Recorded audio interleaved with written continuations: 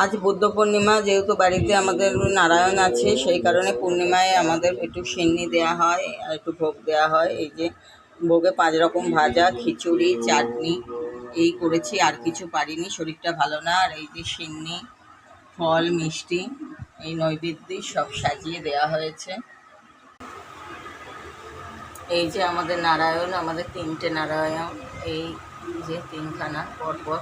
সেই জন্য নারায়ণের থাকাতে আমাদের পূর্ণিমাতে পুজো করতে হয়, সিন্নি দিতে হয়। এমনি তো রেগুলার পুজো আছে, তারপরেও আমাদের এই পূর্ণিমার দিন একটু, এই দোল পূর্ণিমায় সিন্নি হলো, আবার এই বুদ্ধ পূর্ণিমা,